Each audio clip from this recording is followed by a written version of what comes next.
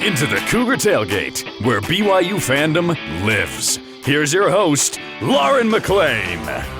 How's it going, everybody? Lauren McLean here with Cleon, and we are doing what we do best, talking all things BYU Cougars. Here's what we have coming up on the show today. The Cowboys giddy-upped on home with an L, but we'll break down our thoughts on the fourth game of the season. Plus, with BYU entering the Big 12, we'll discuss what we hope becomes of the historical Utah State-BYU matchup.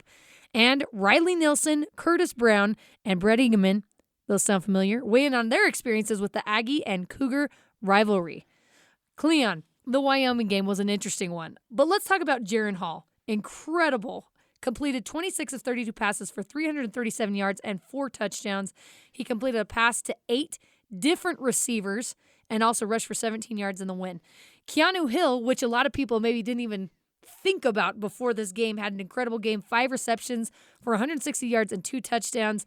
And then Miles Davis, not that Miles Davis, had a breakout game, rushed the ball 13 times for a career-high 131 yards. Something that really stands out is the refs were not good. Just plain. Really? You're going to go to the refs card here? Not good, Cleon. What did you think of the game?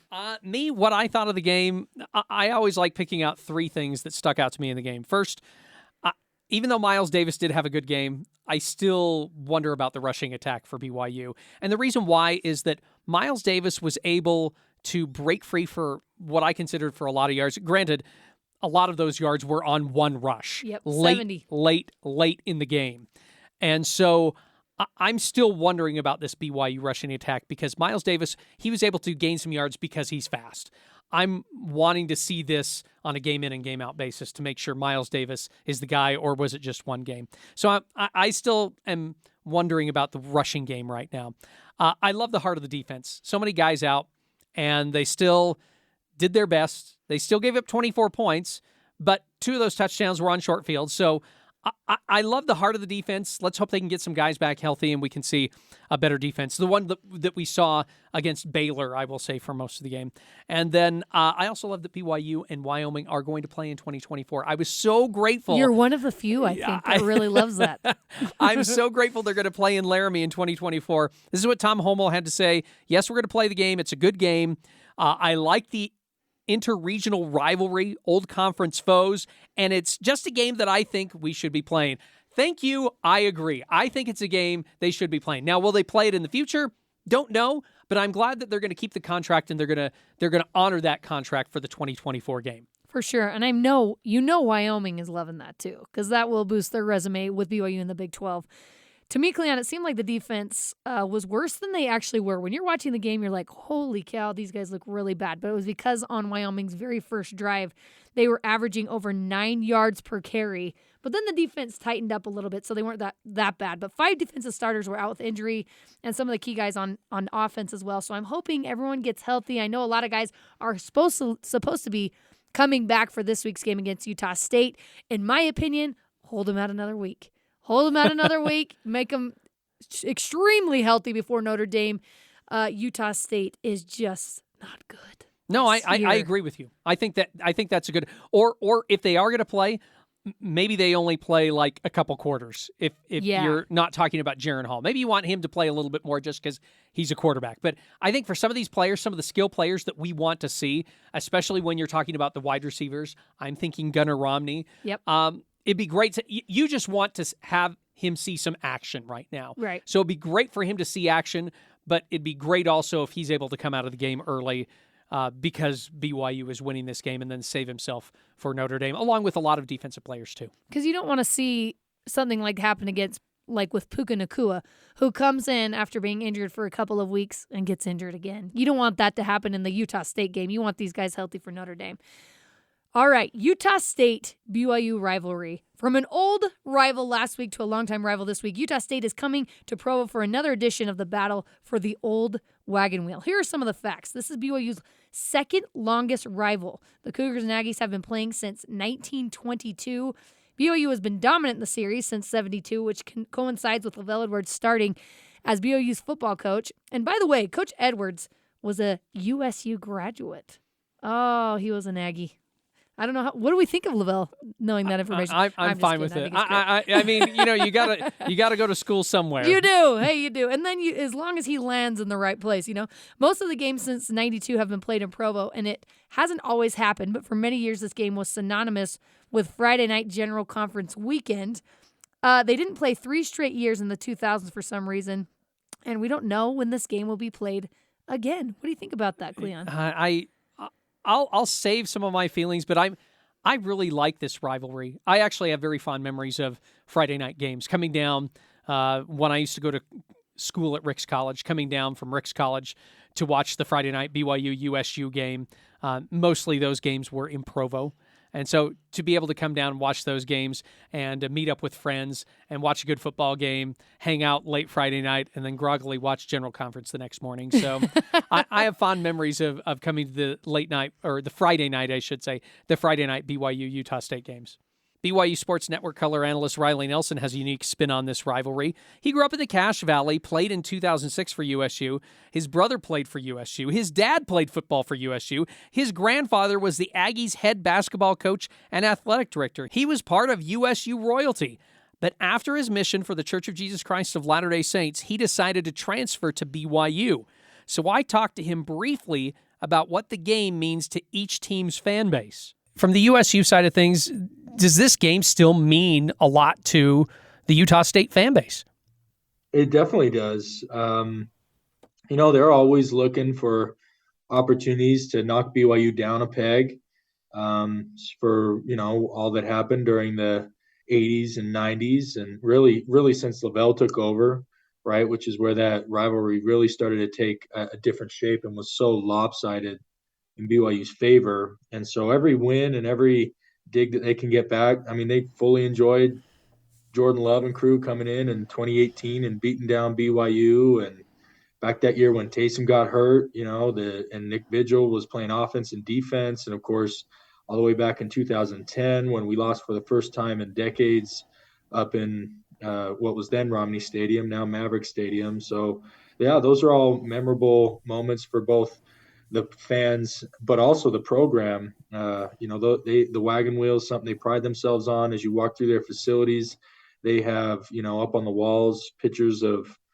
their victories against BYU. And so it definitely does mean a lot, although I will say the intensity is a little bit lessened because they know it's not going to persist. What about the other side, like BYU back to Utah State? And the reason I ask, let me speak from my point of view. I like the BYU-Utah State rivalry. I like in-state rivalries. I'm glad that these teams are playing each other, and I hope they can find time to play in the future too. But do you find it? I like it, but do you find it from other people in the BYU fan base that they care about this Utah State rivalry as much as maybe I do? They don't when they win, but they do when they lose.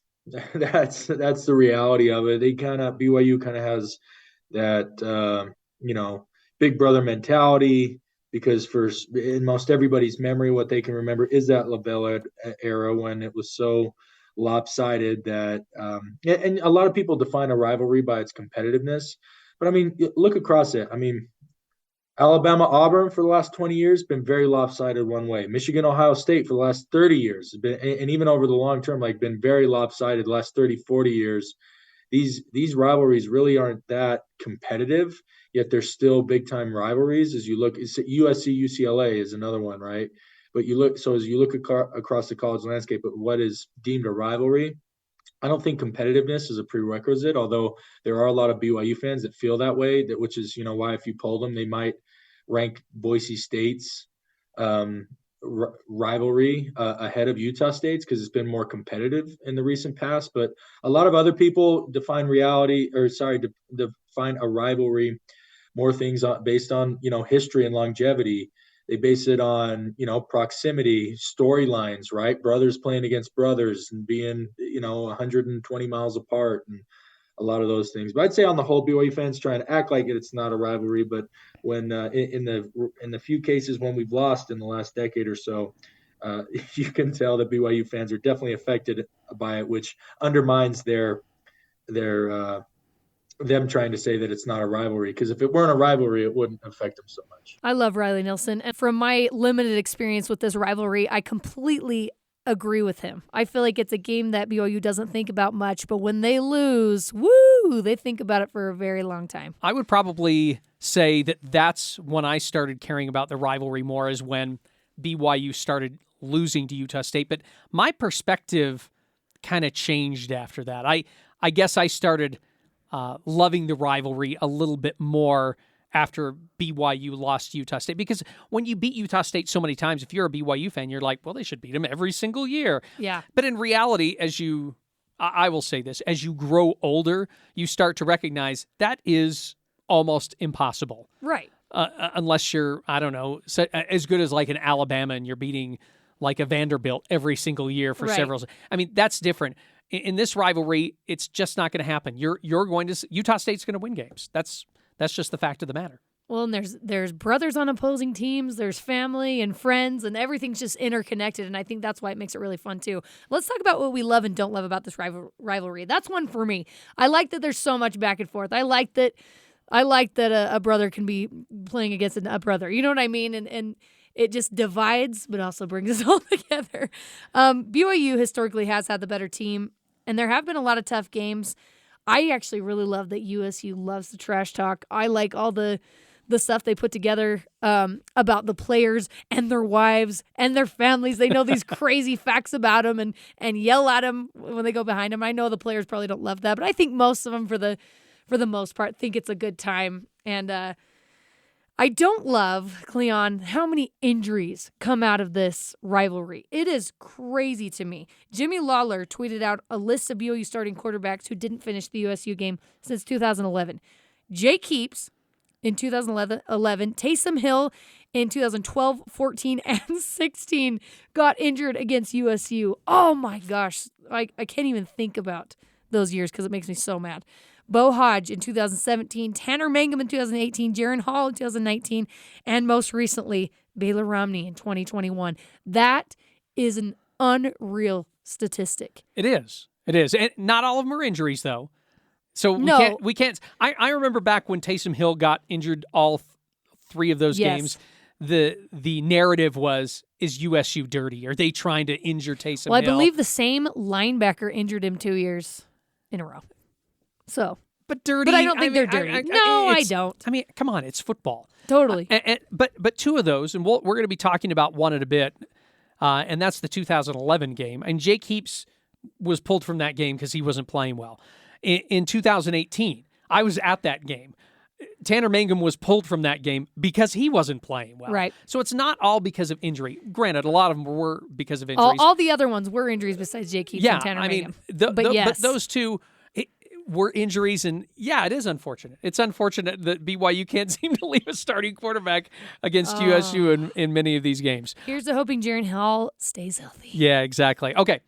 I love in-state rivalries, Lauren, and I think BYU should be playing Utah and Utah State as much as possible. Other than Utah, this is the rivalry game I want to see played the most. It means a lot to me that BYU plays these games, and I have no reason to want it to change. Just because you lose to your rival like every once in a while, like I've talked about, that doesn't mean you should stop playing. You should stop playing the game. As a BYU fan, I want to play Utah every season. If it means losing streaks, so be it. And same for the Aggies. If BYU loses every once in a while, that's fine.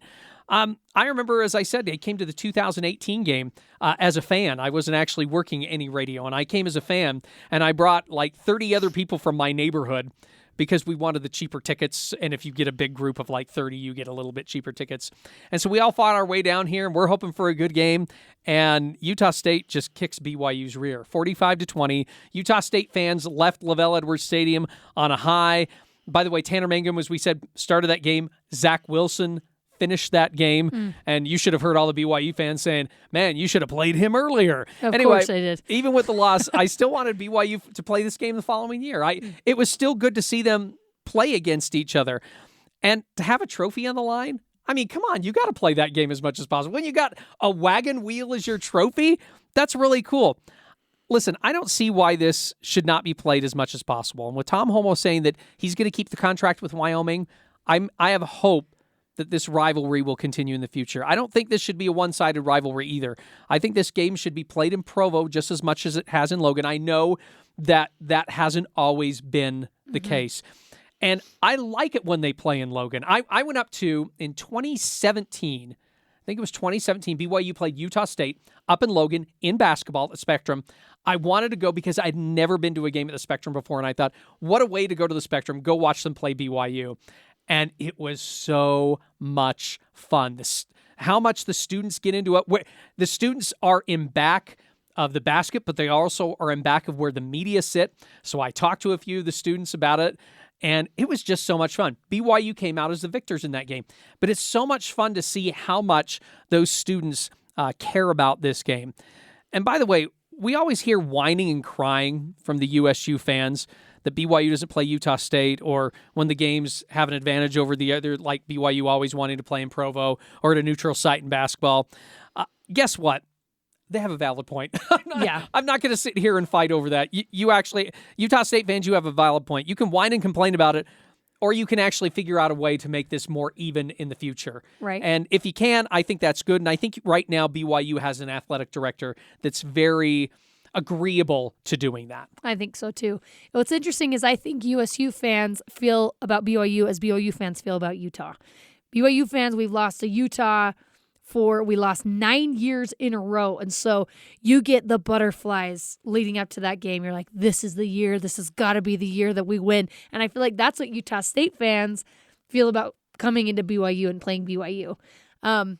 So there's one other thing that this rivalry has in common, and that's ice cream. Cleon, what's your experience with the two creameries? Well, I will have to say, a few weeks ago, I was up in Logan for a wedding, and while I was up there between the wedding ceremony and the reception that night, I drove up with my kids to the Aggie Creamery because I wanted to try the ice cream out. I had Aggie ROTC, which was like a chocolate ice cream with the raspberry ripple in it. It had chocolate cookie chunks in there. Oh, yeah. And so I'm eating that, and I'm like, the only complaint I had is I wanted just a little bit more raspberry ripple. But I'm eating that, and I tried my kids' ice cream out, and I'm like, man, this is good. This is really good ice cream. And it was a game day that day, so it was a huge line for us just to get the ice cream. But we're sitting outside the creamery, and we're eating it. And I said to him, I don't think I could judge between BYU Creamery or USU Creamery. They're both really good. And I've had a lot of BYU Creamery ice cream over my time, not only working here, but before that.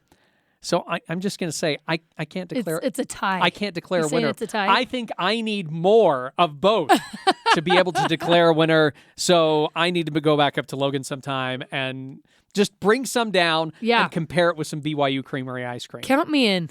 Count me in. I'll be one of the test subjects. I love me some ice cream. By the way, their big thing that a lot of people get out there is blue mint ice cream. Blue for, Aggie colors. For blue sure. Mint ice cream. I didn't want that. I'm not a huge fan of mint. I don't mind a little bit of mint ice cream, but I'm just like, I'm not going to get that. But now I'm now starting to think maybe I should have got the blue mint so I know what everyone's talking about. BYU has something similar, and it's actually very, very good. Coming up, former Cougar greats Curtis Brown and Bret Engemann talk about one of the greatest comebacks in BYU football history exactly 20 years ago, which just happened to be against the Aggies. This is Cougar Tailgate.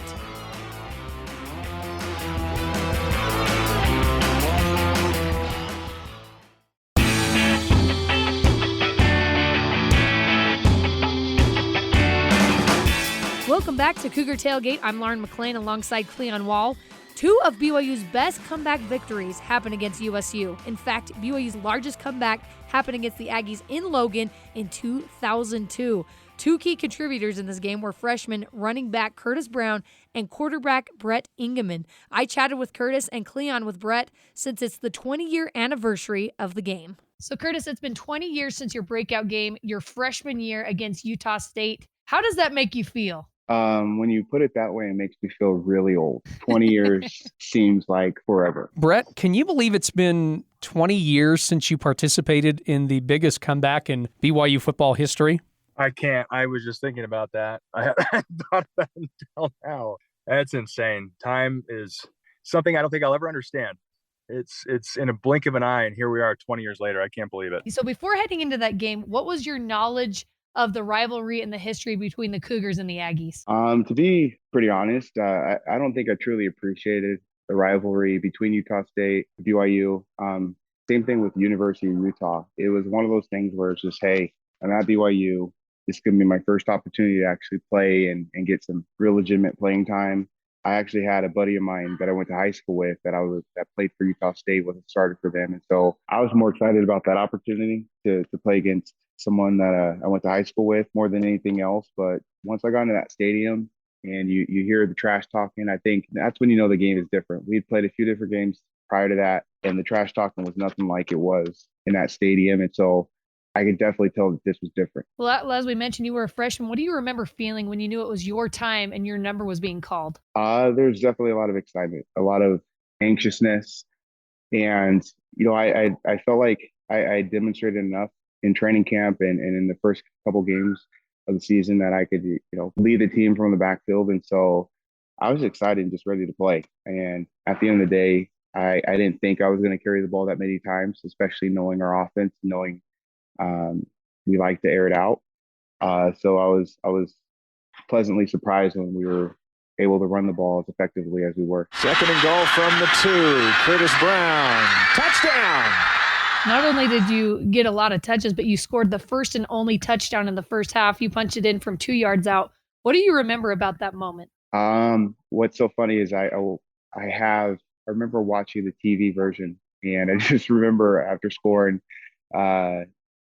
seeing somebody flip me off from the stands. And I mean, that's just kind of one of those things where it's just like a lot of excitement, a lot of happiness. We were, that student section is rowdy, and it was just a good feeling to know that I made some Aggie fans really mad that touchdown. 3-man rush, and Engemann puts it up, and that had been shot down in hunting season, and it's picked off. A lot of white shirts in front. Look at this. That's going to be a touchdown. Jerome Dennis. Yes. Unbelievable. How did you feel at halftime after throwing the pick six to put you down 34-7 at the break? Were you guys talking comeback? Were you thinking comeback in your mind? Well, I did that on purpose because I knew that it would be the biggest comeback. You know what? I remember that play like it was yesterday. I remember winding up. I just wound up way too much to try to throw it. I think we were 70 yards from the end zone, and it just came off my thumb kind of weird. It was probably the worst pass I've ever thrown in my life. I think the safety fair caught it. He had time to, and then took it 70 yards to the end zone. That was a low moment for sure. I remember going into the locker room, BYU fans booing, Utah State fans throwing things at us. It was tough. We were getting our butts kicked. I don't think anybody in that locker room truly believed that we were going to come back and score, 28 straight points. It was just a lot of confusion, just like, what is going on? Like, nothing was going right for us. But I do remember going up to Coach Croton, and I walked up to him and I said, Coach, do not take me out of this game. Do not take me out of this game. Give me a chance to come back. And so anyway, sure enough, he left me in the game. And so it was just, hey, we got to finish strong. We got to finish with our heads held high. We just got to go out and play. And I really just think it shocked a lot of us, just our ability to just persevere and just focus on one drive at a time. And the defense stepped up. They did a phenomenal job shutting them out the second half. But I think for our offense, we demonstrated to ourselves that we have all the tools necessary to be successful. We just need to stay within the drive, stay within each play, and not think too big, outside of that. Cougars need a yard. And Brown is going to get a whole lot more than that. Curtis Brown, third touchdown of the game. Where would you have been without Curtis Brown in that game? He does run for 217 yards and 3 touchdowns in that game. Oh yeah, it would have been tough sledding for sure. Had Curtis not been in, we probably would have had to dial in some different plays, maybe throw a few more screens. I think I rewatched that game last week, and I think we probably threw about 15 screen passes. Maybe we would have had to throw about 40 or so to make up for Curtis not being there. But man, he was tough and such a stud. And as a true freshman, really just above and beyond anything that any of us expected of him. I wasn't surprised at all, just because I've been practicing with him and playing with him, but I knew he was a great player and had that in him. But man, that was needed on that night, and he was such a stud. What do you remember of that game-winning touchdown pass? I remember that again was in slow motion. And I remember thinking, just get it to him. I came out from the play action. We did a boot right, and Gabe was just standing all by himself in the end zone. And it was one of those throws where you're just, I didn't want to overthrow it. And as I released it, I thought, uh-oh, I saw the safety coming out of the corner of my eye, and I thought, oh, I hope it's enough. I hope it's enough. Oh, it's enough. He got it. Touchdown. It was fun. Action, and Engemann with a man open, and it is touchdown, Gabe Reed. You mentioned you really like making the Aggies fans mad. So BYU takes its first lead of the game with 6:45 left to play in the fourth quarter. Walk us through what the atmosphere was like at Romney Stadium after scoring 28 unanswered points. It was like a funeral. I think their mascot had died. It was somber. It was quiet. I was excited. Our fans were excited. At that point, it felt like a home game just because our fans were truly into it. It didn't matter whether we had 500 fans or 1,000. They made their presence known, and it was just a fun time for us just to truly look at ourselves and what we were able to achieve, and just know that, hey, we have a chance to go out and finish this the right way. And it's a win that we knew would be talked about for years to come. Well, Curtis, you finished with 217 yards and 3 touchdowns, a breakout game for you, and you'd eventually become the all-time leading rusher at BYU, and now you're in the 3rd spot. Being a true freshman, how did games like that early on motivate you and benefit you for your future, do you think? Well, I think when you have a chance to start at that level at that age, as a true freshman, it definitely boosts that confidence. I don't care what anybody says. I don't care how confident you are. At some point in time, you, as a player, you question, okay, am I ready? Is this my time? Am I where I need to be?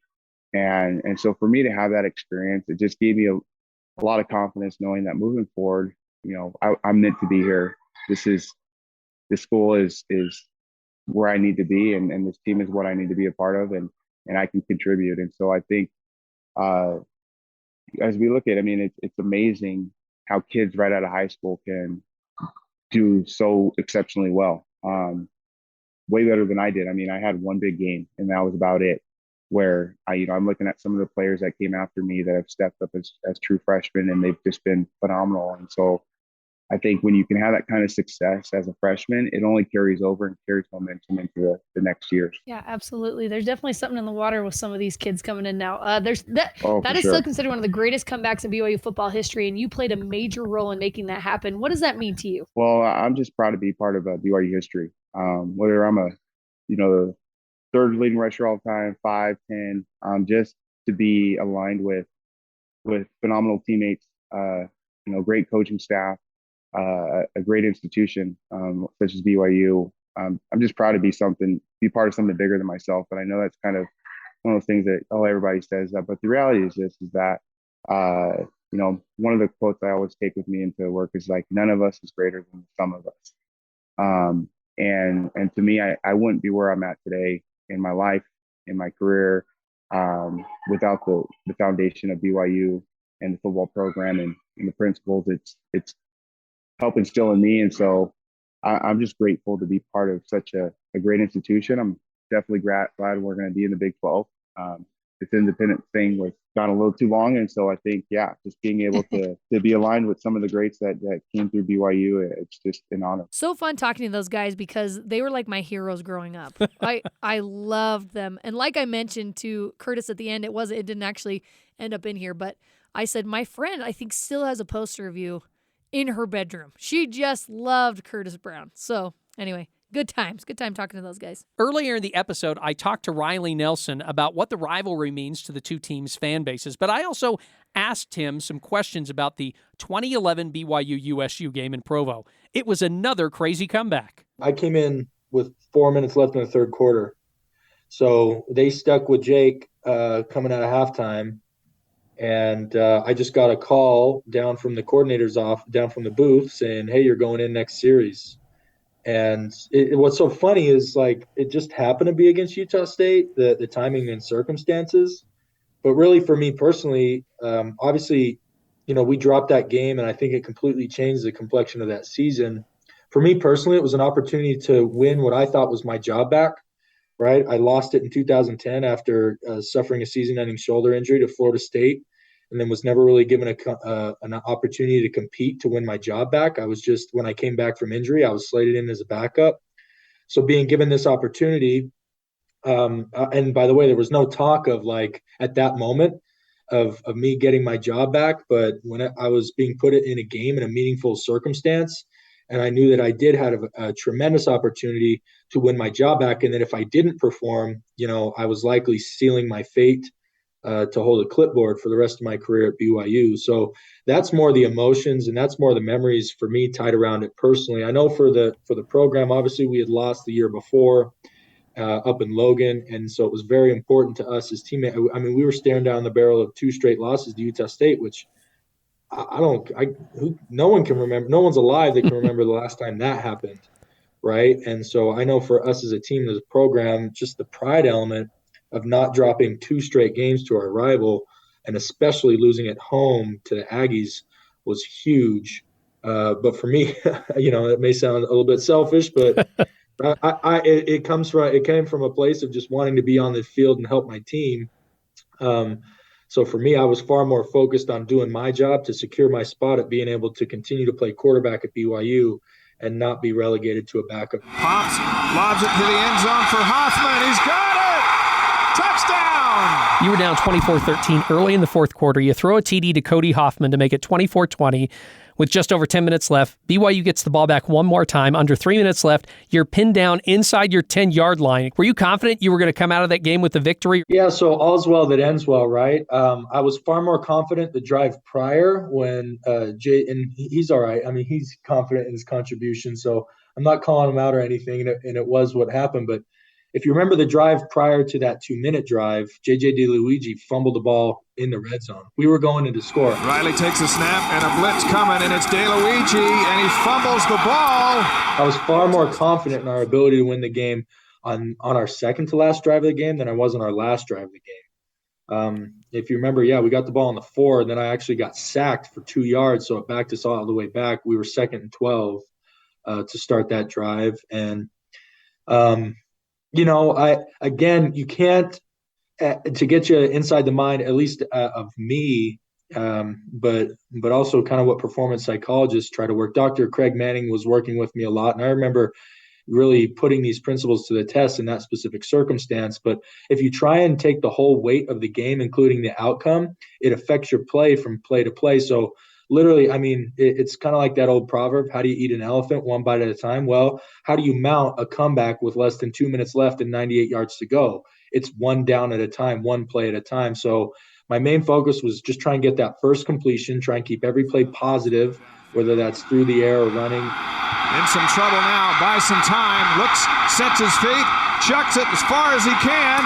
It's caught at the 26! Oh my, it's Jacobson! That drive doesn't happen without McKay breaking free downfield and us being able to pick up a 50-yard chunk in the middle of that drive. And then, of course, with it ending, on a tip ball pass interference where I went back to JJ after he had fumbled the one prior. He beat his guy to the inside. He was getting held and spun around. And as he reached up for the ball, unable to catch it because his arm was being held, obviously tips up, and Marcus Matthews was right there to catch it and seal the victory. Nelson sets his feet, throws, tipped up, and it's caught in the end zone for the touchdown. Great moment for me, great moment for that 2011 team.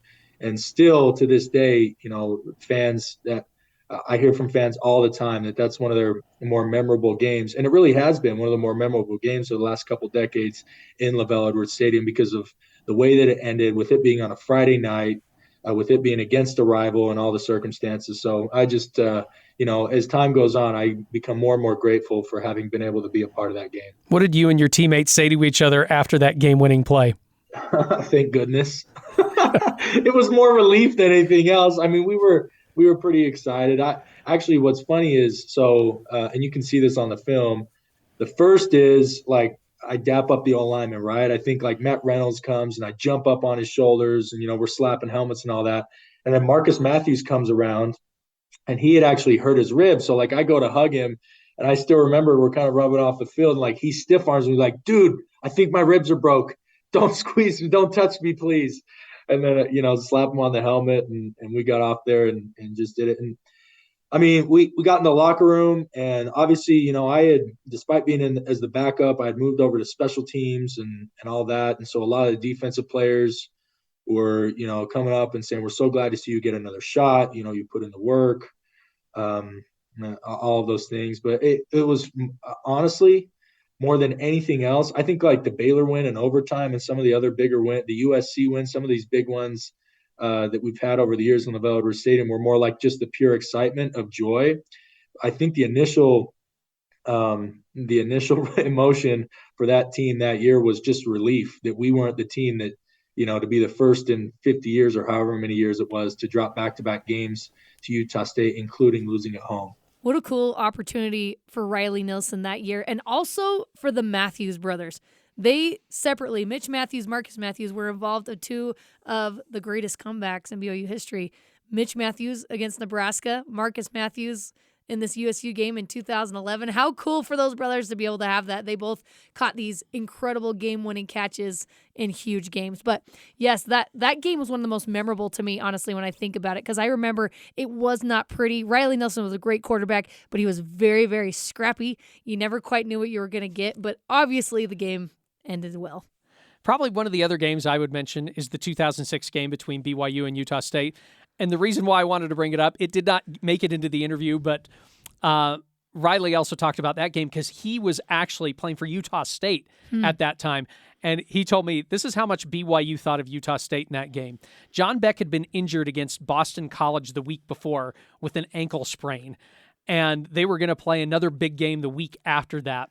And he said, so against Utah State, they decided to rest him, and they played Jason Beck in that game, who was the backup quarterback and now the quarterback's coach at Syracuse.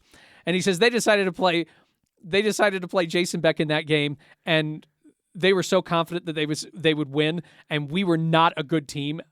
When he's referring to USU, he goes, we were not a good team, and that game ended up 38-0. Why is that memorable to me too? I actually had season tickets that year, and we came down, and I brought a friend with me, and I couldn't believe BYU won 38-0 in that game. Why couldn't you believe it? I guess for me, I just thought backup quarterback. To me, it's like backup quarterback, just get the win. Who cares how you do it? Maybe they win by 2-3 touchdowns, but I just thought there's no way they're going to be as effective as they were. And I always expect the other team to score at least one touchdown in a game. Right. So to see BYU shut them out in that game, that was nice to see. Well, no wonder why Riley came to the other side. All right, guys, and that does it for us today. Thanks again to Riley Nilsson, Curtis Brown, and Bret Engemann for coming on the show with us. You can join the Cougar Tailgate wherever you get your podcasts, on Apple, TuneIn, Stitcher, Spotify, or on BYURadio.org. Cougar Tailgate is a production of BYU Radio.